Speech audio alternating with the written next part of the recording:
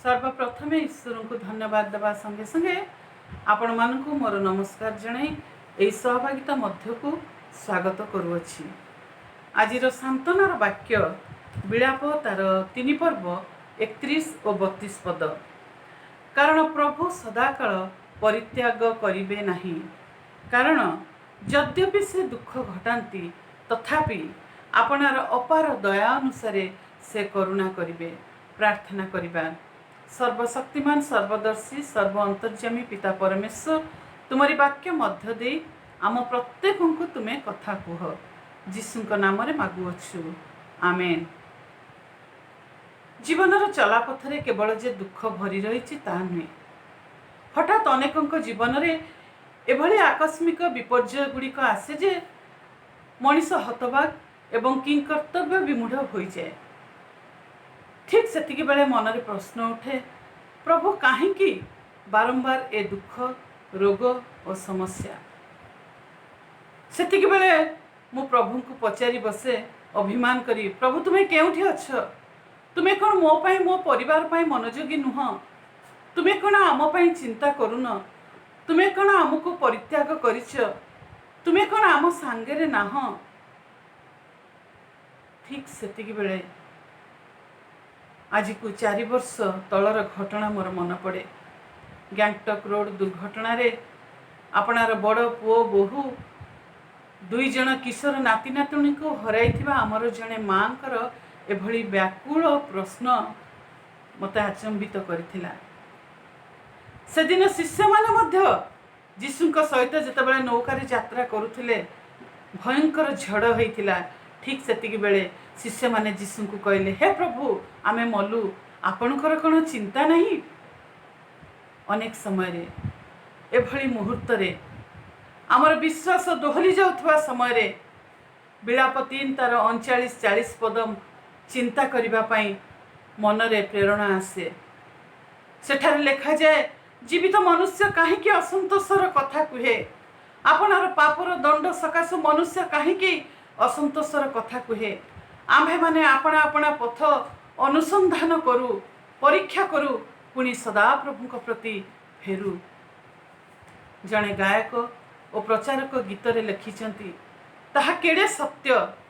हे प्रभु तुमको काहींकी बोली प्रश्न पचारिबार मोर कौन से अधिकार नहीं। मते समस्त सहय करने को शक्ति दिय और हृदय दिय। आज मोर एतिकी मागुणी, हे आत्मारूपी ईश्वर आजिर वाक्य आलोचना श्रोता वक्ता उभय को स्पर्श करू। आज आमे चिंता करिबा, जेतेबेले आघात आसे, हे प्रभु तुम्हें केउठी? आमाने चिंता करिबा, दुख काहींकी आसे, दुख क्लेशर उद्देश्य कौन, आउ ईश्वरंकर सांत्वनार वाक्य सेतेबेले मो प्रति कौन अछि? प्रथम रे चिंता करिबा, दुख काहींकी आसे? पापर फल स्वरूपे आम जीवन रे दुख आसे।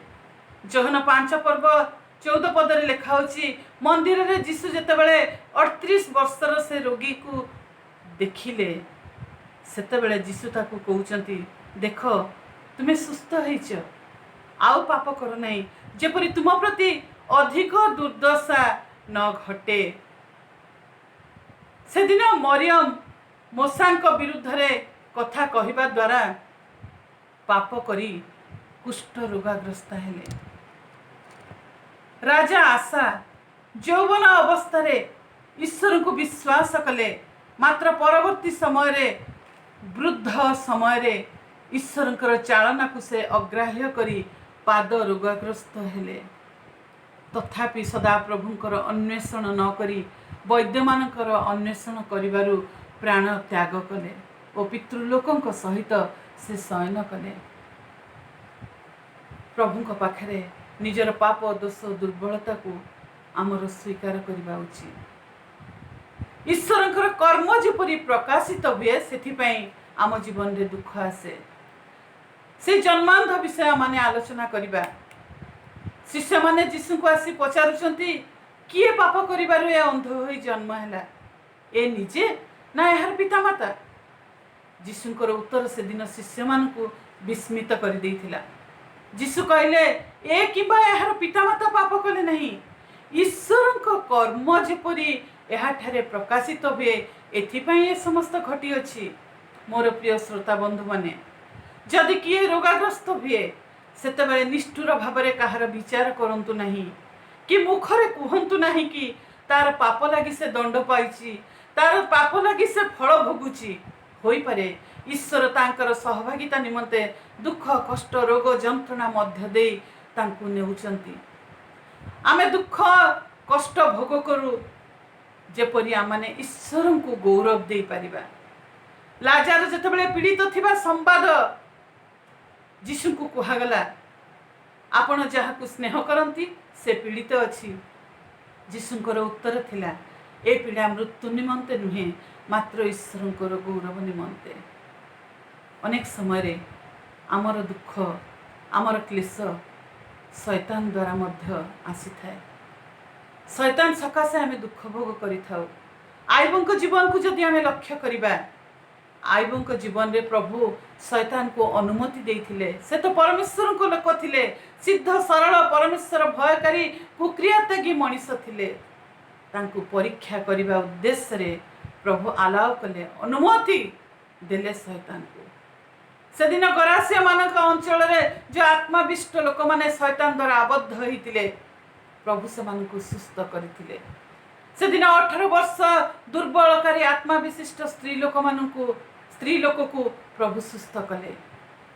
ପ୍ରେରିତ ପୁସ୍ତକ ଯଦି ପଢ଼ିବା, ଯୀଶୁଙ୍କ ଦ୍ୱାରା ଅନେକ ରୋଗୀମାନେ ସୁସ୍ଥ ହୋଇଥିଲେ, ଯେଉଁମାନେ କି ଶୈତାନ ଦ୍ୱାରା ପ୍ରପୀଡ଼ିତ ହୋଇଥିଲେ। ମୋର ପ୍ରିୟମାନେ, ଅନେକ ସମୟରେ ଦୁଃଖ, କ୍ଲେଶ, ଯନ୍ତ୍ରଣା ଆମକୁ ଶିକ୍ଷା ଦେବା ପାଇଁ ଈଶ୍ୱରଙ୍କର ଯୋଜନାର ଏକ ଅଂଶ ଭାବରେ ଆମ ଜୀବନରେ ଆସିଥାଏ। ପ୍ରଭୁ ସେଇଟା ଅନୁମତି ଦିଅନ୍ତି ଆମ ଜୀବନରେ। ବର୍ତ୍ତମାନ ଚିନ୍ତା କରିବା, এই ଦୁଃଖ କ୍ଲେଶର ଉଦ୍ଦେଶ୍ୟ ଖ୍ରୀଷ୍ଟିଆନ ଜୀବନରେ କ'ଣ? ପ୍ରଭୁ ଆମ ଜୀବନରେ ଦୁଃଖ କ୍ଲେଶ ଆଣନ୍ତି ମୋତେ ଶୃଙ୍ଖଳିତ କରିବାକୁ। ସେ ଦୁଃଖ ଦିଅନ୍ତି ଯେପରି ମୁଁ ଶୃଙ୍ଖଳା ଶିକ୍ଷା କରିବି। ପ୍ରଭୁ ମୋତେ ଦୁଃଖ ଦିଅନ୍ତି ଯେପରି ମୁଁ ତାଙ୍କୁ ବିଶ୍ୱାସ କରିବି ଦୁଃଖ ଭୋଗ ମଧ୍ୟ ଦେଇ। କାରଣ এই ଦୁଃଖ ଭୋଗ ମଧ୍ୟରେ ସେ ମୋତେ ଅନୁଗ୍ରହ ପ୍ରଦାନ କରନ୍ତି। ଯଦି ମୁଁ ଦୁଃଖ ଭୋଗ କରେ ନାହିଁ, ମୁଁ ପ୍ରକୃତ ଖ୍ରୀଷ୍ଟିଆନ ନୁହେଁ। ନିଜ ସନ୍ତାନକୁ ଭଲ ପାଉଥିବା ପ୍ରତ୍ୟେକ ପିତାମାତା ତାହାକୁ ଶାସ୍ତି ଦେଇ ଦଣ୍ଡ ଦେବେ। ଦୁଃଖ ଯନ୍ତ୍ରଣା ମଧ୍ୟରେ ଈଶ୍ୱର ତାଙ୍କର ପ୍ରେମ ପ୍ରକାଶ କରନ୍ତି। ସେଥିପାଇଁ ବାକ୍ୟରେ ଲେଖାଯାଏ, ଯେଉଁମାନେ ଧର୍ମ ଜୀବନ ଯାପନ କରିବାକୁ ଇଚ୍ଛା କରନ୍ତି ସେମାନେ ତାଡ଼ନା ଭୋଗ କରିବେ। ସେଥିପାଇଁ ବ୍ୟସ୍ତ କି ବିବ୍ରତ ହେବା ନାହିଁ, କାରଣ ଈଶ୍ୱର ଆମକୁ ପ୍ରେମ କରନ୍ତି।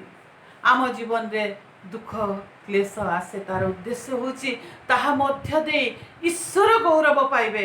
ଆମେ ଯେତେବେଳେ ତାଙ୍କର ନିକଟବର୍ତ୍ତୀ ହଉ, ତାଙ୍କ ନିକଟରେ ଆକୁଳ ଭାବରେ ପ୍ରାର୍ଥନା କରୁ, ତାଙ୍କ ନିକଟରେ ଡାକ ପକାଉ, ପ୍ରଭୁ ଆମର ଡାକ ଶୁଣି ଉତ୍ତର ଦିଅନ୍ତି। ଆମ ଜୀବନରେ ସେ ଗୌରବ ପାଆନ୍ତି। ଆମକୁ ପବିତ୍ର କରିବା ପାଇଁ ପ୍ରଭୁ এই ଦୁଃଖ ଭୋଗ ମଧ୍ୟ ଦେଇ ଆମକୁ ନିଅନ୍ତି। ତାହା ହିଁ ତାଙ୍କର ଉଦ୍ଦେଶ୍ୟ।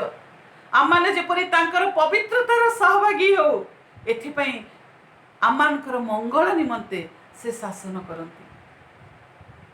ପ୍ରଭୁଙ୍କର ବାଧ୍ୟତା ଏହାରି ମଧ୍ୟରେ ଆମେ ଶିକ୍ଷା କରୁ। ଈଶ୍ୱରଙ୍କର ଯେପରି ଆମେ ବାଧ୍ୟ ହବୁ। ପ୍ରଭୁ ଯୀଶୁ ଶେଷ ପର୍ଯ୍ୟନ୍ତ ମନୁଷ୍ୟ ଭାବରେ ଦେଖାଯାଏ, ମୃତ୍ୟୁ ପର୍ଯ୍ୟନ୍ତ, କୃଷିୟ ମୃତ୍ୟୁ ପର୍ଯ୍ୟନ୍ତ ସେ ପିତାଙ୍କର ଆଜ୍ଞାବହ ହୋଇ ଆପଣାକୁ ଅବନତ କଲେ। ତାହା ହିଁ ପ୍ରଭୁ ଆମ ଜୀବନରୁ ଆଶା କରନ୍ତି। ପ୍ରଭୁ ଆମ ଜୀବନରୁ ଆଶା କରନ୍ତି ଆମମାନେ ଯେପରି ଅତିଶୟ ଗର୍ବୀ ନ ହଉ। ସେଥିପାଇଁ ପାଉଲ କହୁଛନ୍ତି, ମୋତେ ପ୍ରହାର କରିବା ପାଇଁ ମୋର ଶରୀରରେ ଶୈତାନର ଦୂତ ସ୍ୱରୂପ ଗୋଟିଏ କଣ୍ଟକ ଦିଆଗଲା। এই ଦୁଃଖ କଷ୍ଟ ମଧ୍ୟ ଦେଇ ପ୍ରଭୁ ଆମକୁ ସଜାଡ଼ିବାକୁ ଚାହୁଁଛନ୍ତି। ଆହୁରି ଅଧିକରୁ ଅଧିକ ତାଙ୍କ ସହିତ ଲାଗି ରହିବା ପାଇଁ ସେ ଆମମାନଙ୍କୁ ଆହ୍ୱାନ ଦେଉଛନ୍ତି। ଆମ ଜୀବନରେ ଦୁଃଖ କଷ୍ଟ ଆସେ ଯେପରି ଆମର ବିଶ୍ୱାସ ବୃଦ୍ଧି ପାଇବ। ଦାନିଏଲଙ୍କ ଜୀବନରେ ଦେଖିବା, ସଦ୍ରକ, ମେଷକ, ଅବେଦନେଗୋଙ୍କ ବିଷୟ ଆମେ ଚିନ୍ତା କରିବା। ସେଥିପାଇଁ ବାକ୍ୟରେ ଲେଖା ହେଉଛି, ଆମ୍ଭମାନଙ୍କର ପରୀକ୍ଷା ସିଦ୍ଧ ବିଶ୍ୱାସ जीशु ख्रीष्टंकर प्रकाशित हेबा समय प्रशंसा गौरव और संभ्रमर कारण हब। प्रकृत में जो माने दुख भोग करुचंती सेमानकु साहाय्य करबा निमंते प्रभु आमानकु ए दुख भोग मध्य देई गति करुचंती, जेपरि आमे अन्य मानकु सांत्वना देई परिबा। आमे जदि दुख भोगी थिबा सिना आमे अन्य मानकु सांत्वना देई परिबा, जदि आम जीवन दुख भोगर अनुभूति नाही आमे किपरि अन्य मानकु सांत्वना प्रदान करि परिबा। सेथिपई प्रभु आमानकु ए जगत रे रखिचंती। ए दुख क्लेश जंत्रणा विषय जेतेबेले आमाने चिंता करूछु, प्रभुंकर से प्रतिज्ञार बाणी आमानकु अनेक समय उत्साहित करे। हताश निराश मध्य जेतेबेले आमाने जाउछु, प्रभुंकर प्रतिज्ञार बाणी आमर मने पड़े। सेतेबेले ईश्वर आमको कहंती, मु जाने तोर दुख, मु जाने तोर चिंता, मु जाने तोर दुर्बलता, मु जाने तोर ध्यान, मु जाने तोर प्रार्थना, मु जाने तोर आवश्यकता, मु जाने तोर शास्त्र अध्ययन, मु तोर अतीत वर्तमान पुणी भविष्य मध्य जाने। मोर प्रिय माने ईश्वर मोर सब किछि जानिचंती। सेथिपई ईश्वरकर इच्छा अनुसार मु जेपरि जीवन काटिबी, सेथिपई मो जीवन रे प्रभु रोग दुख परीक्षा जंत्रणा भूल बुझाबणा ईर्षा राग क्रोध ए सब तांकरी हस्तरु आसीब मो पई, जहाद्वारा मु शुद्ध सुवर्ण परि उत्तीर्ण होई प्रभु को गौरव दे पारिबी। सेथिपई द्वितीय विवरण तार 8 पर्व 2 पद पढ़िले आमे जानू जे मूसा कहंती, पुणी तुम्भे काहे के आज्ञा पालन करिबो कि नाही ए विषय तुम्हर परीक्षा नवा पई और तुम्हर मानस जानिबा पई तुम्हकु नम्र करिबा पई सदा प्रभु तुम्हर परमेश्वर ए 40 वर्ष प्रांतर मध्य तुमको जे सकल पथरे गमन कराई अछंती ताहा स्मरण कर। सदा प्रभु आमको केबे परित्याग करि नाहंती, किंतु मनुष्य केवल रोटी रे बंचे नहीं, यह मध्य मन रखिबा आवश्यक। आमे जागतिक विषय उपरे गुरुत्व न देई ईश्वरकर आज्ञा पालन और प्रेम को बांटी चलिबा, ताहले एई दुख भोग मध्यरे आमे ईश्वर को अनुभव करि परिबा। आसंतु प्रार्थना करिबा। प्रभु आम समस्त को आशीर्वाद करंतु। प्रार्थना करिबा। जीवन एई अंका बंका पथे प्रभु को पाइछु आमे। जीवन एई अंका बंका पथे प्रभु को पाइछु आमे। अशांति रे नहीं शांति रे बांटुछु, अशांति रे नहीं शांति रे बांटुछु, तांकरी प्रेम को आमे। जीवन एई अंका बंका पथे प्रभु को पाइछु आमे। एतबेले पिता परमेश्वर को प्रेम, प्रभु जीशु ख्रीष्टंकर अनुग्रह, पवित्र आत्मांकर शांति शक्ति सहभागिता आम समस्तंकर सहवर्ती हेतु आमेन।